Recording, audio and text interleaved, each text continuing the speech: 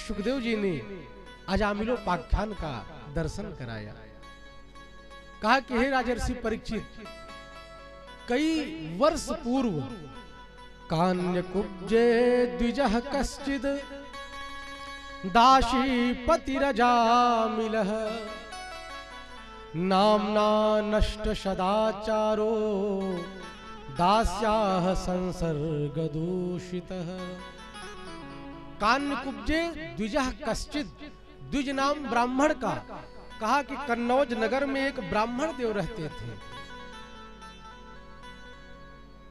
जो बड़े ही सदाचारी थे, सत्कर्मी थे, विद्वान थे, कर्मनिष्ठ थे, शीलवान थे, गुणवान थे। लेकिन श्री सुखदेव जी ने कहा कि मैंने बताया आंख और कान मनुष्य के बिगड़ने के ये दो प्रमुख साधन।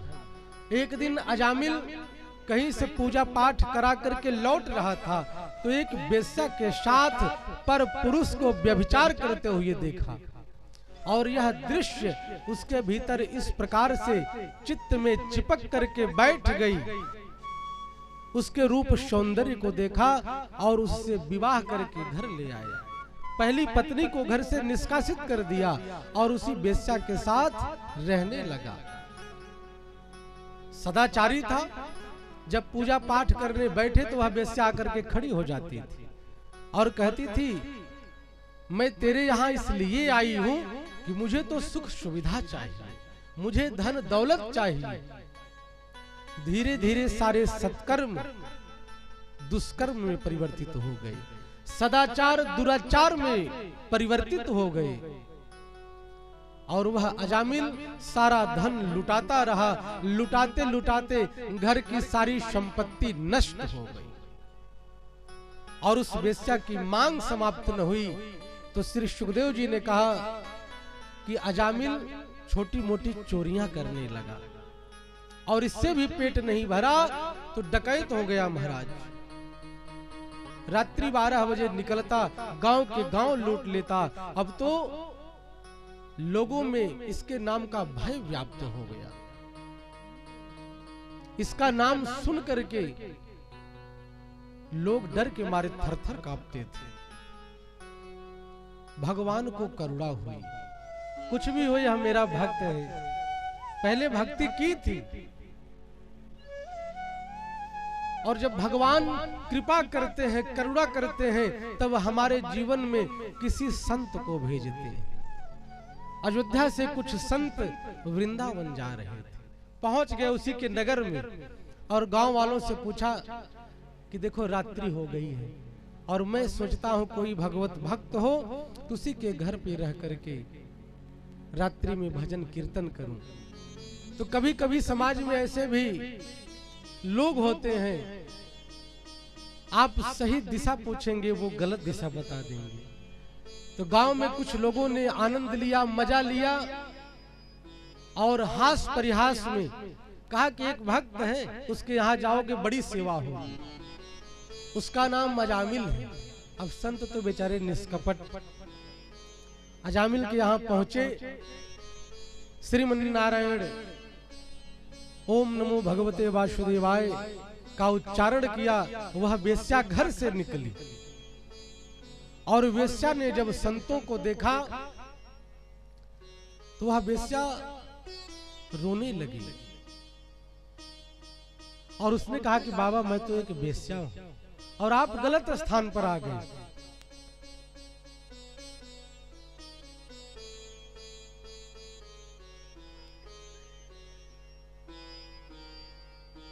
तो आचार्य श्री सुखदेव जी कहते हैं, वेश्या के भाव को जब संतों ने देखा, संतों को लगा कि वेश्या भले ही है लेकिन इसका भाव निर्मल है।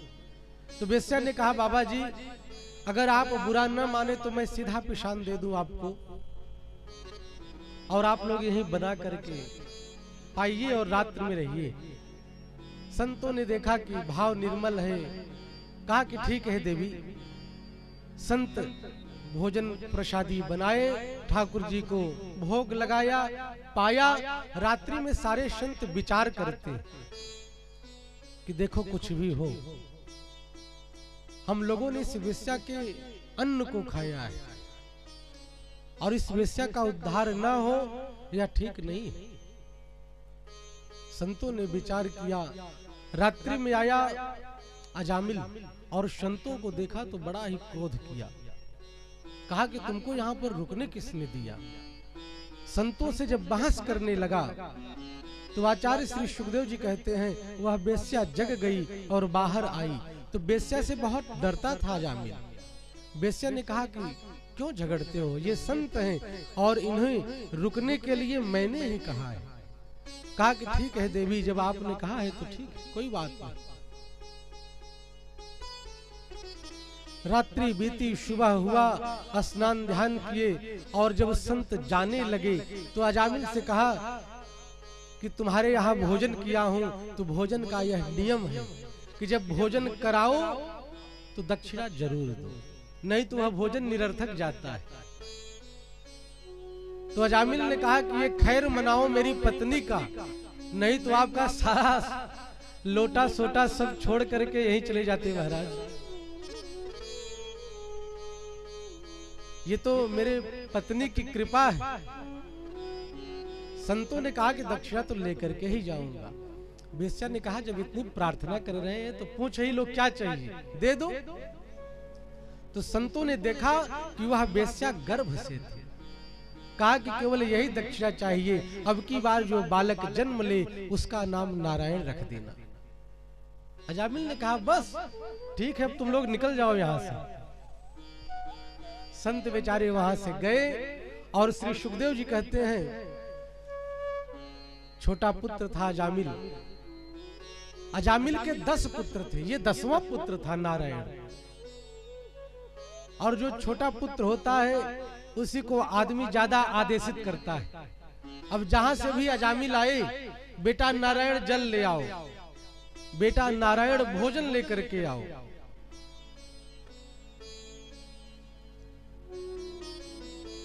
इस प्रकार से नारायण से अजामिल का इतना प्रेम बढ़ गया कि पूछो नहीं। एक दिन की घटना कि जब यह अजामिल खाट पर लेटा हुआ था तो यमराज के दूत आ गए महाराज, और इसके जब शरीर को जकड़ा है, जैसे हम लोग देखें बचपन में हमने भी देखा, आप लोगों ने भी देखा होगा कि जब कोई वृद्ध जब मरने वाला होता था तो वो छटपटाने लगता था। जब कंठ अवरुद्ध हो जाता, कंठे घुरघुराते, कफ पित्त बढ़ जाता, श्वास लेने में तकलीफ होती तो वो छटपटाता था।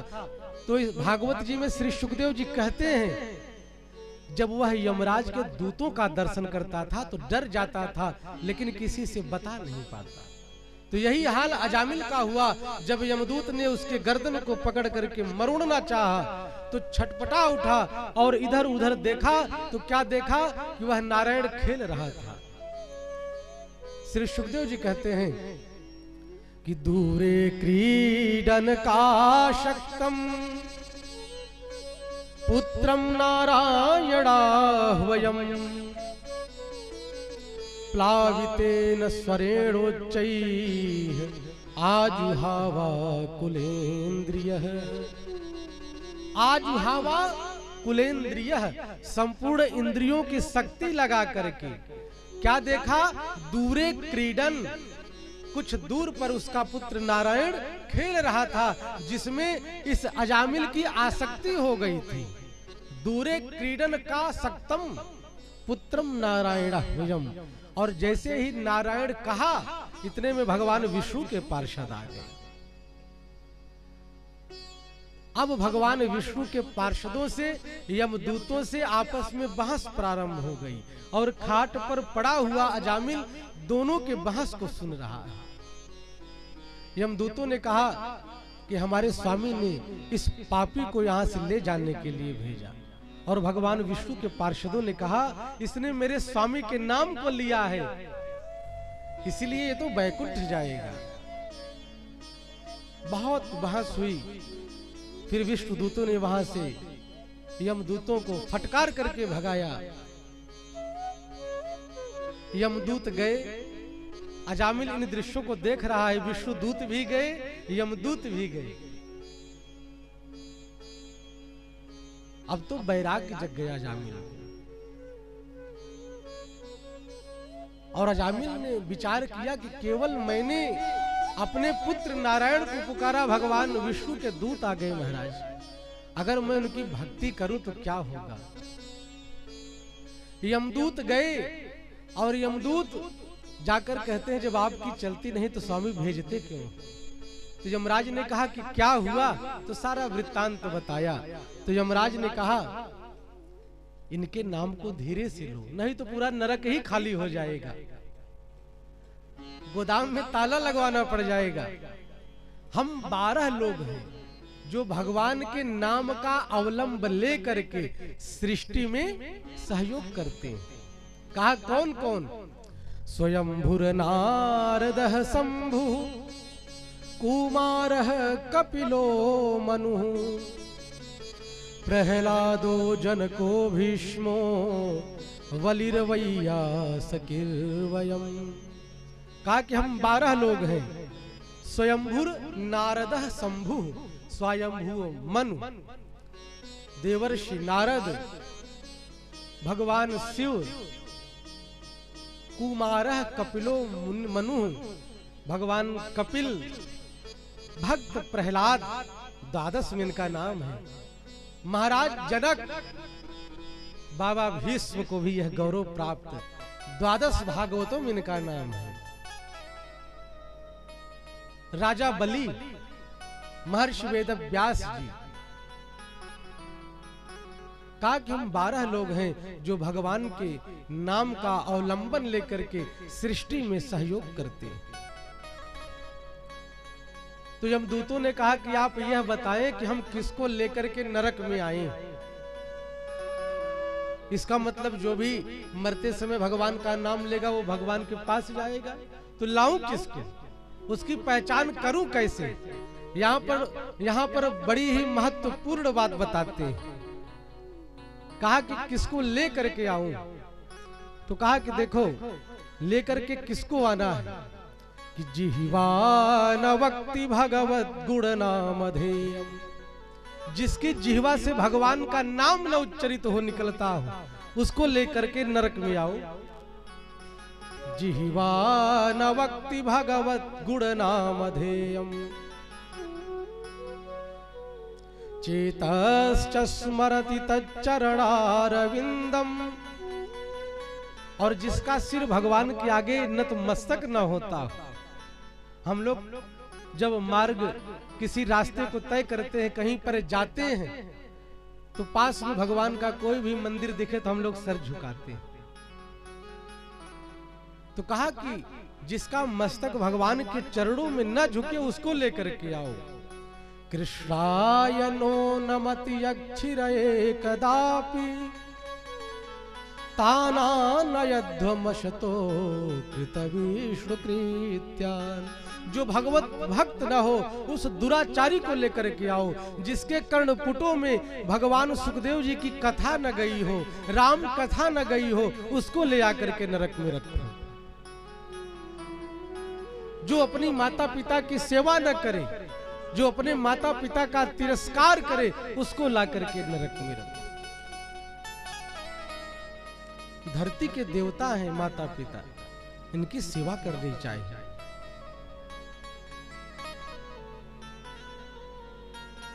इनका स्थान ही अत्यंत गौरवमयी है।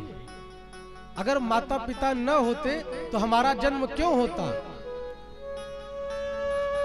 एक बार गुरुदेव के पास एक भक्त गया और अपनी मां से बहुत परेशान था।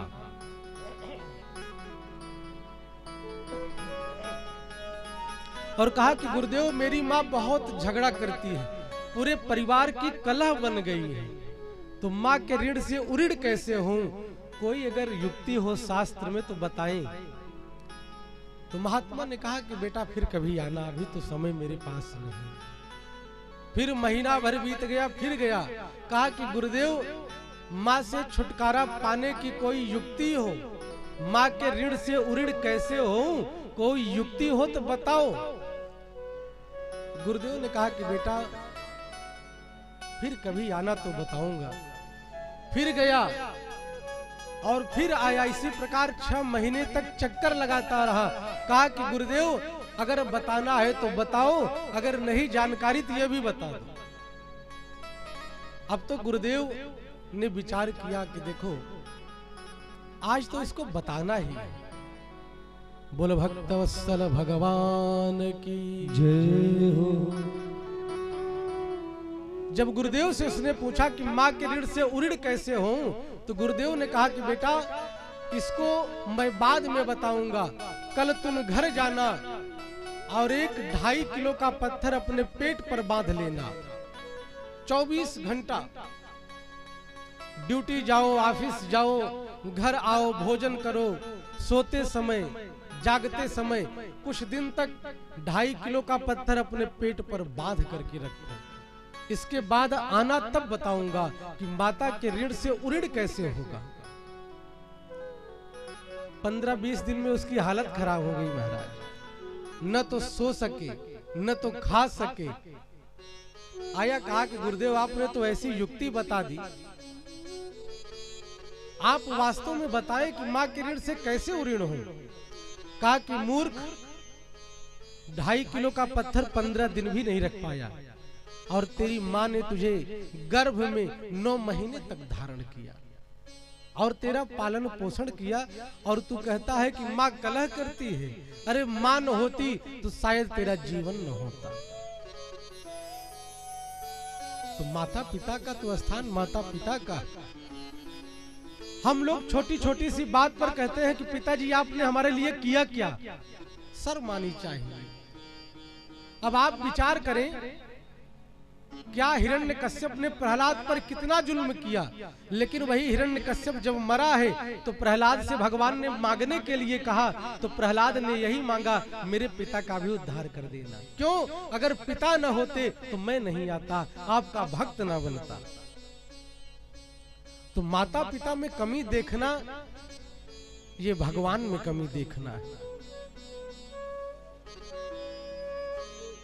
इसीलिए परिवार में बच्चों को शिक्षित करें, संस्कार दें, इनको साथ में लेकर के बैठें। कम से कम परिवार में 10 लोग हैं, 20 लोग हैं, महीने में तो ऐसा समय निकालें कि एक दिन सभी लोग बैठ करके भोजन करें और सबसे पूछें कि क्या कुछ तकलीफ है, किसी भी प्रकार का कोई कष्ट हो तो वह बताएं। अगर इस प्रकार से हम लोगों का जीवन हो तो निश्चित ही मनुष्य के भीतर जो भ्रम है द्वेष का, ईर्ष्या का, वह प्रेमवत में बदल जाएगा। बच्चों को संस्कारित करना बहुत जरूरी है। छोटे छोटे से हैं, माता पिता पर भी लड़ झगड़ लेते हैं कि आपने किया क्या, आप हर जगह बंधन लगाती हैं, ये करो वो करो। तो माता पिता तो जीवन भर आपका हित ही चाहते हैं। वो तो यही चाहते हैं कि मेरा पुत्र सुखी रहे, केवल यही कामना करते हैं। तो इस प्रकार से आचार्य श्री सुखदेव जी ने कहा कि यमदूतों से यमराज ने कहा कि जो भगवान की भक्ति न करता हो, जिसके कर्णपुटों में भगवान की कथा न हो, जिसकी जीवा भगवान का कीर्तन न करे, जिसके हाथ भगवान की सेवा में न लगे, जिसके चरण भगवान के लिए न जाएं, उसको ला करके नरक में पटक दीजिए। इसीलिए पहले के जो लोग थे, शिक्षा तो इतनी नहीं थी, यह मैं मानूंगा। आज बहुत डेवलपमेंट है, लेकिन जो संस्कार था वो पहले था, आज नहीं। पहले क्या था कि बच्चों का नाम भी माता पिता रखते थे।